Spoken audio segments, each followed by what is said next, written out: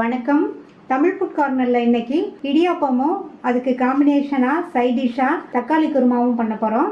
இந்த இடியாப்பத்துக்கு இந்த தக்காளி குருமா சைட் டிஷ்ஷாக வச்சு சாப்பிட்றதுக்கு ரொம்ப நல்லாயிருக்கும்.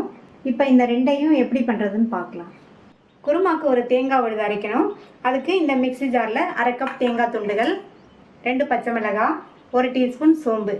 இதை ஃபஸ்ட்டு தண்ணி சேர்க்காமல் 4-5 சுற்று சுற்றிட்டு இது கூட தேவையான அளவு தண்ணி சேர்த்து நல்லா நைஸாக அரைச்சிக்கலாம். அரைச்சாச்சு. நல்லா நைஸாக இந்த மாதிரி அரைச்சிக்கணும். இந்த கடாயில் 2 டேபிள் ஸ்பூன் எண்ணெய் சூடானதும் அதில் 1/2 டீஸ்பூன் சோம்பு நல்லா பொரிஞ்சதும் அதில் 3 பெரிய பூண்டை நல்லா மெல்லிசாக ஸ்லைஸ் பண்ணி வச்சுருக்கேன், அதை சேர்த்துக்கலாம். சின்ன பூண்டுனா 5-6 சேர்த்துக்கங்க. இந்த பூண்டையும் லைட்டாக வதக்கி விட்டுக்கணும். அடுத்து ஒரு பிரிஞ்சி இலை, 2 ஏலக்காய், கருவேப்பிலை எல்லாத்தையும் லைட்டாக வதக்கி விட்டாச்சு. அடுத்து ஒரு பெரிய வெங்காயத்தை மெல்லிசாக ஸ்லைஸ் பண்ணி வச்சுருக்கேன், அதை சேர்த்துட்டு இந்த வெங்காயத்தோட கலர் லைட்டாக பொன்னிறமாக வரணும், அந்த அளவுக்கு வதக்கிக்கணும். 2 மீடியம் சைஸ் தக்காளியை இந்த மாதிரி மெல்லிசாக கட் பண்ணி வச்சுருக்கேன். அந்த தக்காளியை சேர்த்துட்டு குருமாவுக்கு தேவையான அளவு உப்பை இப்போயே சேர்த்துடலாம். இந்த தக்காளி நல்லா வதங்கி வரட்டும். நம்ம இப்போவே உப்பு சேர்த்துட்டோம்னா தக்காளி நல்லா வதங்கி வந்துடும். 2-3 நிமிஷமாக வதக்கி விட்டு தக்காளி நல்லா சாஃப்ட் ஆயிடுச்சு. இது கூட 1/2 டீஸ்பூன் மஞ்சள் தூள், 1 டீஸ்பூன் தனி மிளகாத்தூள், 1 டீஸ்பூன் கொத்தமல்லி தூள், இது கூட 2 டேபிள் ஸ்பூன் அளவுக்கு தண்ணி சேர்த்துக்கலாம். இதை நல்லா வதக்கி விட்டுக்கணும். மசாலா தூளோட பச்சை வாசனை எல்லாம் போயிடுச்சு. இது கூட 2 கப் தண்ணி சேர்க்கணும்.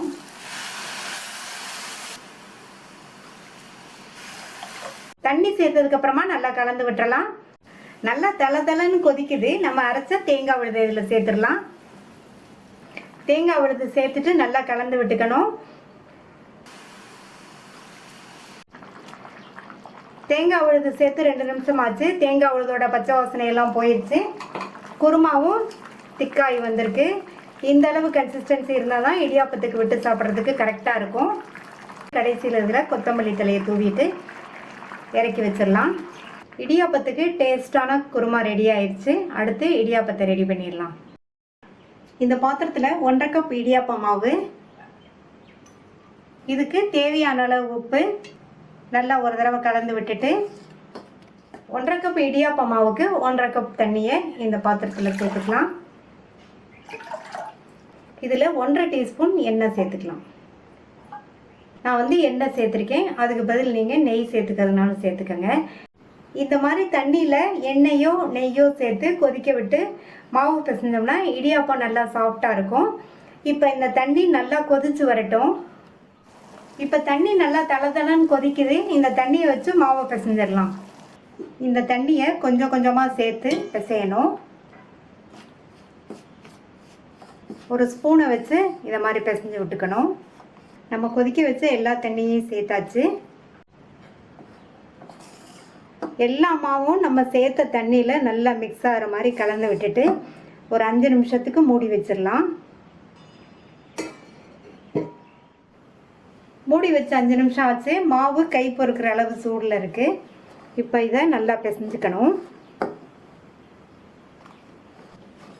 மாவு நல்லா பிசைஞ்சாச்சு. மாவு இந்த கன்சிஸ்டன்சியில் இருக்கணும். அப்போ தான் பிழியறதுக்கும் நமக்கு ஈஸியாக இருக்கும். இடியாப்பமும் நல்லா சாஃப்டாக இருக்கும். இப்போ இடியாப்பத்தை பிழிஞ்சிடலாம். 2 இட்லி தட்டை எடுத்து வச்சுருக்கேன். எண்ணெயை இந்த இட்லி குழியிலையும் மேலேயும் இந்த மாதிரி லைட்டாக அப்ளை பண்ணிக்கணும். அப்போ தான் இடியாப்பம் ஒட்டாமல் இருக்கும். இந்த அச்சு வச்சு தான் இடியாப்பம் பிழிய போகிறோம். இதை இந்த உலக்கில் சேர்த்துட்டு நல்லா இந்த சைடு எண்ணெய் அப்ளை பண்ணிக்கணும். இந்த மாதிரி எண்ணெய் அப்ளை பண்ணிட்டோம்னா மாவும் ஒட்டாமல் இருக்கும், நமக்கு பிழியறதுக்கும் ஈஸியாக இருக்கும். அதே மாதிரி இந்த சைடும் எண்ணெய் அப்ளை பண்ணிக்கணும். இப்போ பிசைஞ்ச மாவுலேருந்து இந்த அளவு மாவு எடுத்து இடியாப்ப உலக்கில் வச்சிடலாம். இப்போ இதை க்ளோஸ் பண்ணிவிட்டு இடியாப்பத்தை பிழிஞ்சிடலாம்.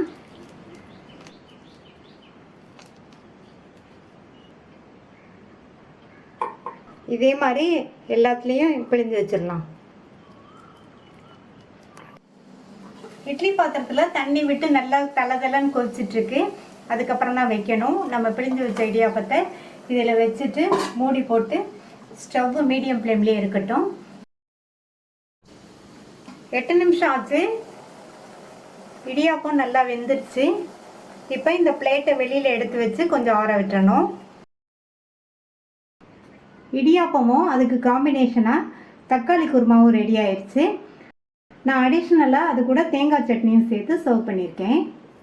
இந்த இடியாப்பத்தையும் தக்காளி குருமாவையும் ட்ரை பண்ணி பார்த்துட்டு உங்கள் கமெண்ட்ஸை சொல்லுங்கள். இது வரைக்கும் தமிழ் ஃபுட் கார்னர் சேனலை சப்ஸ்கிரைப் பண்ணாதவங்க சப்ஸ்கிரைப் பண்ணிவிட்டு பக்கத்தில் உள்ள பெல் பட்டனை கிளிக் பண்ணிக்கோங்க. தேங்க்யூ.